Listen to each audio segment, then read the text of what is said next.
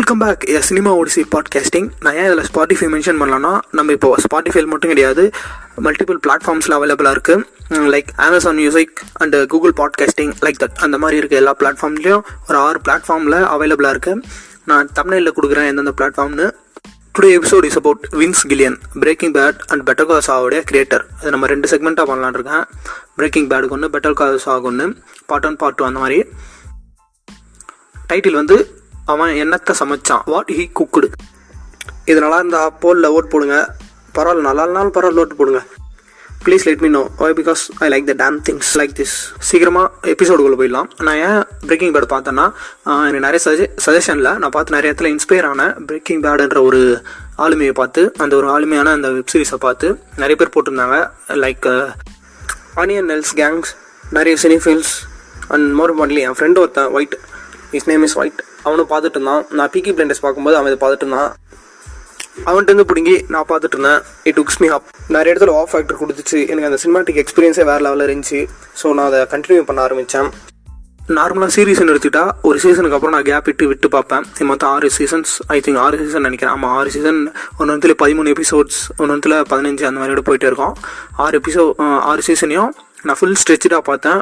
ஒரு மாதம் ஆயிருக்கும் பார்த்து முடிக்க. ஸோ நல்லா எங்கேஜிங்காக இருந்துச்சு, நல்லா ஸ்லோவாக தான் இருந்துச்சு. ஃபஸ்ட்டு ஒரு 3 எபிசோட், 3 சீசன்ஸ், 2 சீசன்ஸ், மொதல் 2 சீசன் 2-3 சீசன் மந்தமாக தான் இருக்கும். 3ஆவது சீசன்லேருந்து கிக் ஸ்டார்ட் ஆகி அப்படியே மேலே போயிட்டு அப்படியே மேலே போயிடும்.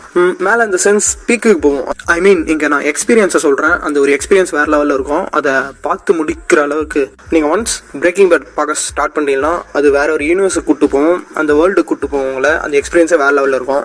நிறைய drug related and crime related மூவிஸ்க்கு இது ஒரு எடுத்துக்காட்டாகவே இருந்துச்சு. எப்படி இருக்கணுன்றதுக்கு நிறைய படங்களை இதை பார்த்து இன்ஸ்பயர் ஆகி இங்கே இருக்க நிறைய சீன்ஸும் எடுத்து வச்சாங்க.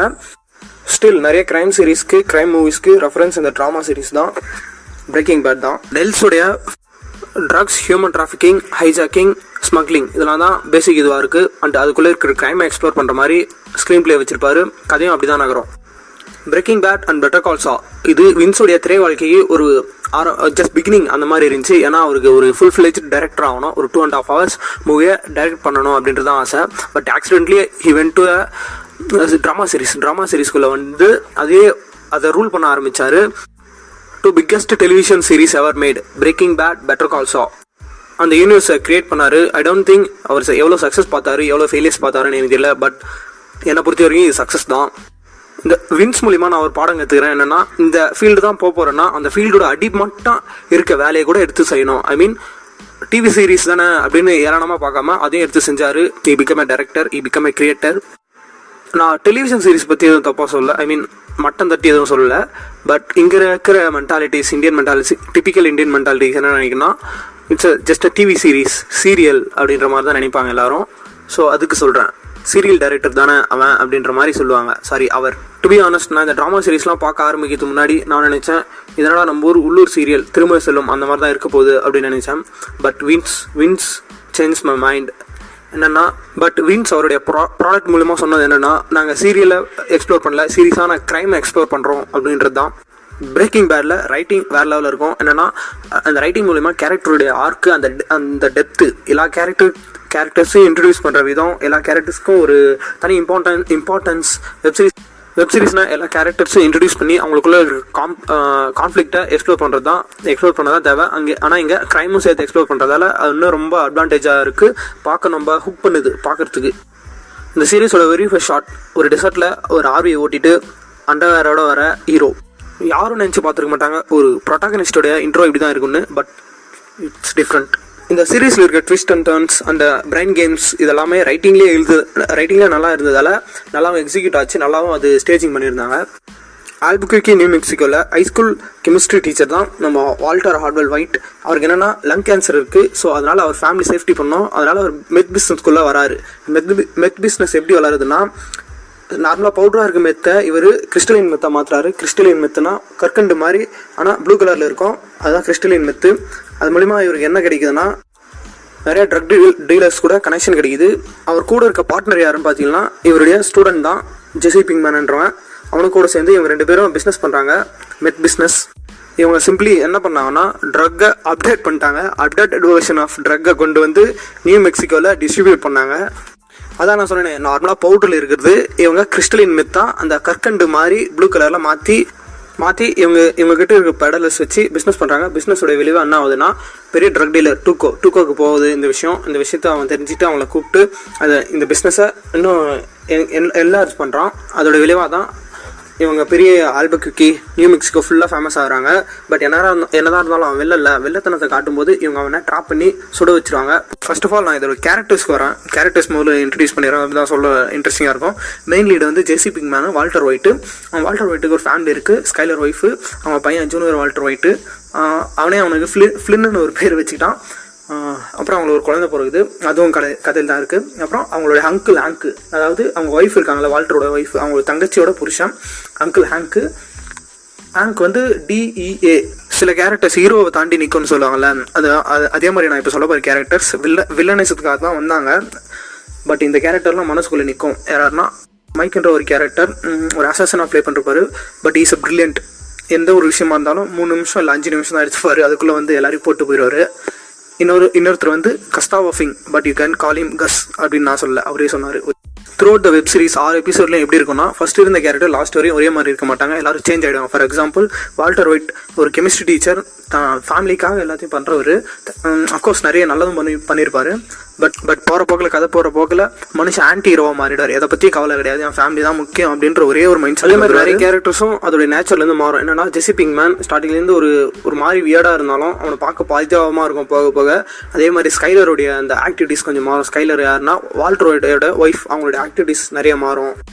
நல்லவங்களாக இருந்த யாருமே through out the series end வரைக்கும் நல்லவங்களாகவே இருக்க மாட்டாங்க. அவங்க லைட்டாக கிரே ஷேடு வரும், ஃபுல்லாகவே கிரேவாகவும் மாறுவாங்க.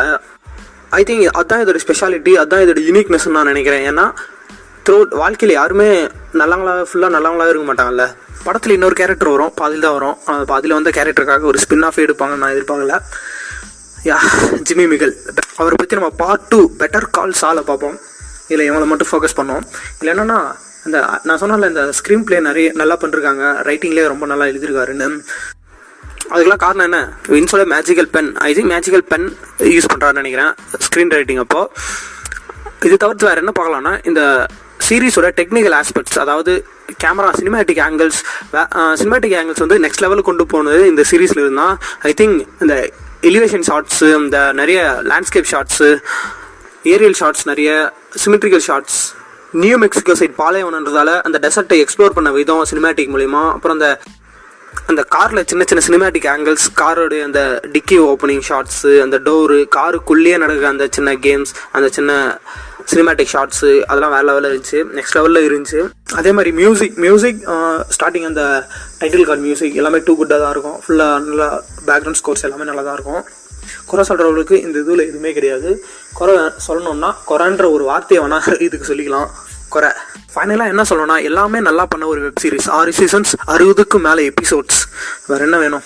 6 சீசன் 60க்கும் மேற்பட்ட எபிசோட்ஸ். பட் நான் இப்போ ஒரு 10 நிமிஷத்துக்குள்ளே இந்த பாட்காஸ்ட்டை முடிக்க போகிறேன். நியாயமானு கேட்டால் இல்லை தான். பட் அதோட அவுட்லைனை மட்டும் சொல்லணுமே தப்போ உள்ள ரொம்ப டீட்டெயிலாக இறங்க தேவையில்லாதான் என் ஐடியா. அது மாதிரி தான் பண்ணிகிட்ருக்கேன். 10 நிமிஷத்துக்குள்ளே தான் எல்லா பாட்காஸ்ட்டும் இருக்கணும் அப்படின்றது தான் ஐடியாலஜி. So that's why. எக்ஸ்ட்ராவாக சில டீட்டெயில் சொல்லணும்னா மைக் கஸ்டாவோ ஃபிங் அவங்க பற்றி பேசலாம். ஏன்னா மைக்குன்ற ஒரு அசாசின் சொல்லியாச்சு, கஸ்டாவோ ஃபிங்கு கீழே வேலை செய்கிறவர். பட் அவருக்குன்னு ஒரு தனி ஒரு இது இருக்கும், என்னென்னா ஃபேமிலி பேக்ரவுண்ட் இருக்கும். அவங்க கிராண்ட் டாட்டர் கூட அவர் கூட ஒரு கெமிஸ்ட்ரி, ஒரு எமோஷன் இருக்கும். அந்த எமோஷனை எக்ஸ்ப்ளோர் பண்ண விதம் நல்லா இருந்துச்சு. இதில் இருக்க மைக்கு தான் நான் ஜெயிலர் முத்துவேல் பாண்டியன், அதாவது சூப்பர் ஸ்டார் கூட கனெக்ட் பண்ணிருப்பேன். மேபி அவருடைய சாயலில் இருக்கலாம், மைக்கோட சாயலில் சூப்பர் ஸ்டார் இருக்கலாம் அப்படின்னு. சாயல் இந்த சென்ஸ் நான் ரெஃபரன்ஸ் தான் மீன் பண்ணுறேன். நல்ல கேரக்டர், நிறைய நல்லா யோசிக்கிற கேரக்டர். ஒரு பிளான்னா பிளான் ஏ மட்டும் இருக்காது, பிளான் பிசி நிறைய வச்சுருப்பாரு. ஏதாச்சும் ஒரு பிரச்சனைனா 5 நிமிஷத்தில் அங்கே இருப்பார், கன்னோடு இருப்பார். நான் இப்போ குஸ்டாவோ ஃபிங் நம்ம ஒரு கஸ்னே ஃபாலோ பண்ணுவோம். கஸ் யாருன்னா அதே மெக்சிகோவில் தள்ளுவண்டி கடை வச்சுருக்காரு. இல்லை தள்ளுவண்டி கடை இல்லை, லாஸ் பொலோஸ்னு ஒரு ரெஸ்டாரண்ட் மாதிரி வச்சுருக்காரு. அது மட்டும் இல்லை, அவர் சொசைட்டியில் நல்ல பேரும் இருக்குது, நிறைய நல்ல பேரும் இருக்குது. அதே மாதிரி வேர்ல்டு வைடு ஃபுல்லாக அவருக்கு ஒரு லிங்க்கும் இருக்குது, கனெக்ஷன்ஸ், ட்ரக் டீலர்ஸ் கூட கனெக்ஷன்ஸும் இருக்குது. அவர் பிஸ்னஸோட சீக்ரெட் மந்திரம் என்னென்னா விளையாட் போல் வேலையை நோத்து வேர்ல்டு வைடு லிங்க்கு. கஸுடைய எக்ஸ்பிரஷன்ஸ் வேறு லெவலில் இருக்கும், பயங்கரமாக இருக்கும். அதே மாதிரி லாஸ்ட்டில் அவர் சாகும்போது அவர் எக்ஸ்பிரஷன் பார்க்க முடியாது, ஏன்னா அவர் மூஞ்சி பாதி போய்டும். கதையில் நிறைய பெடலர்ஸ் இருப்பாங்க, நிறைய வில்லன்ஸ் வருவாங்க, குட்டி குட்டி வில்லன்ஸ், பெரிய பெரிய வில்லன்ஸ், சின்ன சின்ன கேமியோ வில்லன்ஸ், அந்த மாதிரி அவங்க தான் 2 மொட்டை. அதை ட்வின் பிரதர்ஸ் டாக்டரில் பார்த்துருப்பீங்களா அதே மாதிரி. பட் இங்கேருந்து அங்கே இன்ஸ்பயர் ஆச்சு நெல்சனுக்கு. ஸோ அவங்களும் நல்ல பயங்கர டெரரான வில்லன்ஸ், கையில் ஹேமரில் ஆக்ஸோட சுற்றிட்டு இருப்பாங்க. பட் அவங்களும் செத்துருவாங்க இதில். ஆல்ரெடி சொன்ன மாதிரி நிறைய கேரக்டர்ஸ் இருப்பாங்க. எல்லாருக்கும் எல்லாருக்கும் அட்டென்ஷன் கொடுக்க முடியாது, ஏன்னா அவங்களாம் கொஞ்சம் சப் கேரக்டர்ஸ் தான். பட் இவங்க தான் மெயின் கேரக்டர்ஸாக அண்டு ஸ்பெஷல் அப்பியரன்ஸ் கொடுத்துருந்தாலும் அவங்க ஒரு கதையை மூவ் பண்ண யூஸ் பண்ணுறவங்க, இவங்களும் யூஸ் பண்ணுறவங்க தான். பட் எல்லாரையும் நோட்டீஸ் பண்ண முடியறதுக்கு டைம் ஆகும். ஓகே, இதோட முடிச்சுக்கலாம். ரொம்ப நேரம் ஆயிடுச்சு. ரொம்ப நேரம் நான் 10 நிமிஷத்துக்கு மேலே போயிடுச்சு. Stay tuned, follow and share. வின்ஸோடைய நெக்ஸ்ட் பார்ட் வந்து இன் ப்ராக்ரஸில் இருக்குது. சீக்கிரம் கம்ப்ளீட் பண்ணி அப்லோட் பண்ணிடுறேன். ஸ்டே டியூன்ட், அதையும் கேளுங்க.